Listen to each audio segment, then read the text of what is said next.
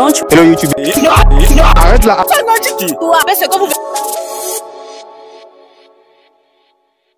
Bonjour les amis, on se retrouve encore pour une nouvelle vidéo. Un test de fidélité qui m'a brisé le cœur. La vidéo que vous êtes en train de regarder, l'histoire elle est toute simple. La fille en blanc, c'est la femme au mec qui est en blanc. Voilà, donc ils sont mariés. Et l'autre en robe, c'est la grande sœur de la fille. Donc, au cours du test de fidélité, ils ont remarqué que le mari sort avec la grande sœur et qu'ils ont même un enfant. Sa femme, elle est stérile. Donc, moi, jusque-là, bon, ça restait un test de fidélité classique, tu vois.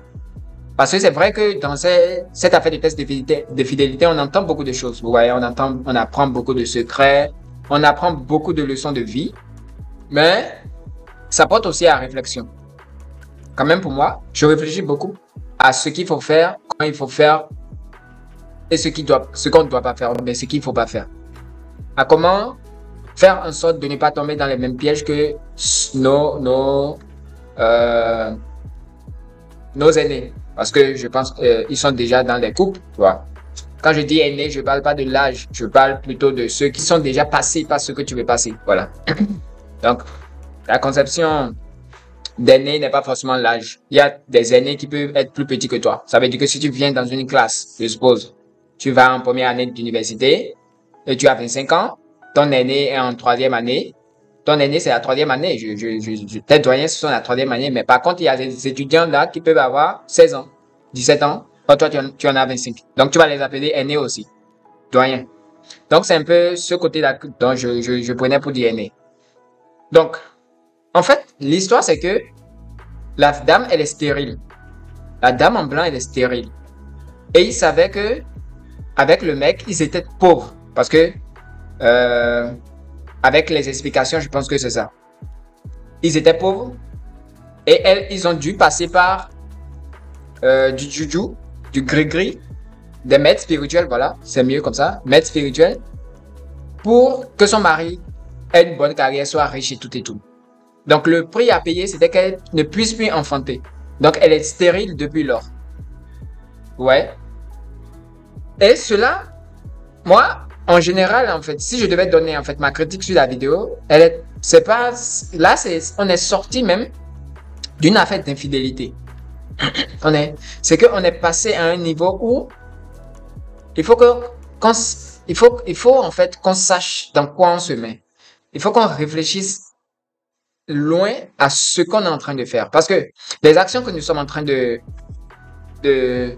poser aujourd'hui auront des répercussions. Si ce sont de bonnes actions, on aura de bons résultats à l'avenir. Mais si ce sont de mauvaises actions, c'est clair que le résultat sera mauvais à l'avenir.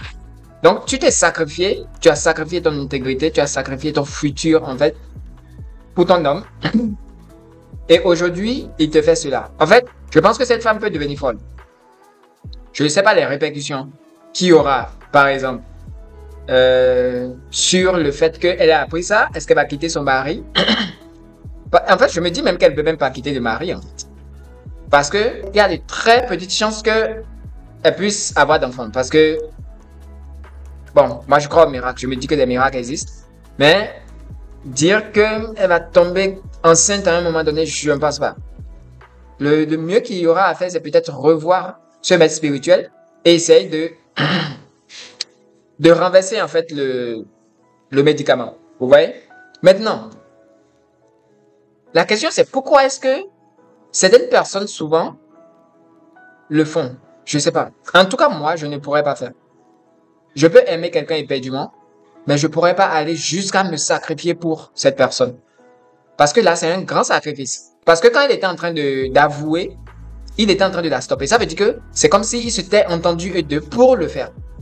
Maintenant, toi, quand même, un peu de reconnaissance quand même. C'est que vous vous êtes entendus pour faire la chose. Maintenant, vous vivez bien. Quoi est-ce que... Et même si tu devais avoir une autre copine ou bien des enfants, c'est pas avec la grande sœur de la fille. Bon, je pense que je suis en train de voir un aspect de la chose. Je pense que la trahison des femmes est plus côté sexe, tu vois. Genre, elle a couché avec celui-ci, elle a fait ci, elle a pris l'argent de celui-ci avec ci. Mais pour les hommes, c'est souvent, c'est pas récurrent, mais c'est souvent des trahisons qui font très mal. Genre, qui dépassent même le côté sexuel, en fait. Parce que, en fait, pour une femme, être avec un mec et s'investir avec lui, ça dépasse, c'est que tous ces sacrifices, en fait, sont allés à un autre niveau, tu vois. À un autre niveau, et c'est pas seulement sortir avec des petites filles qui les feront mal. C'est que, il a fait quelque chose dans cela qui fait que même le pardon n'est pas envisageable. Mais je crois que cet test de fidélité devait être encore plus fait, beaucoup plus pour que beaucoup de choses soient révélées en fait au monde. Ouais. Parce que on peut pas rester dans l'ignorance des choses. Et là, ils se sont dévoilés, tu vois. Mais il y a quelque chose que je n'arrive pas aussi à comprendre. Parce que je le dis dans toutes les vidéos apparemment que je fais, ta fertilité, c'est que si vous savez que vous êtes infidèle et vous avez des choses à cacher, ne laissez pas la caméra vous prendre. Pourquoi vous prenez le risque en fait? Parce que je ne comprends pas. Si au début, tu disais non, la femme elle verrait déjà qu'il y a un problème. Si tu rentres, elle va te suivre là-bas, il y aurait une explication à la maison, là vous pourrez vous comprendre et tout et tout. Par contre, devant la caméra, ça fait 2 fois plus de choc en fait. Donc pour cette femme, moi ce que je vais lui conseiller c'est, s'il y a une possibilité, je ne sais pas si elle va pardonner à son mari, parce que là moi, je pense que c'est quelque chose. Bon. Si s'il était vraiment si pauvre, à mon avis, et que le pardon pourrait lui permettre je sais pas, de continuer dans la richesse, parce que je pense que s'ils ont vu le maître spirituel, s'ils ont sacrifié sa stérilité pour avoir de l'argent, c'est qu'ils étaient vraiment dans un cas extrême, ouais. Si aujourd'hui, moi, ce que je veux lui conseiller, s'il y a une possibilité, aller voir le maître spirituel, reprendre sa fertilité et faire des enfants. Regardez, malgré ce qu'elle a fait. Bah, ça, c'est un grand sacrifice, hein. En Afrique, pour une femme qui n'a pas d'enfant, elle est jugée, regarde. Elle est jugée. Déjà, à un âge donné, t'as pas d'enfant, il y a des femmes qui ne supportent pas. Et si elle a pris ce risque, toi, tu lui fais ça? Bon, en fait, je ne sais pas trop. Qu'est-ce que vous pensez qu'elle doit faire? Pardonner le mari, continuer dans ce truc? Ou bien reprendre sa fertilité, essayer de refaire sa vie, d'avoir quand même des enfants et tout, parce que si il enseigne sa grande sœur, il couche avec sa grande sœur, ils font même un enfant, c'est que il y a quelque chose, quoi. C'est qu'il veut d'enfants, tu vois. C'est qu'il veut d'enfants. Donc, je ne sais pas ce que vous en pensez. Lâchez-vous en commentaire, partagez la vidéo et on se retrouve pour une prochaine vidéo.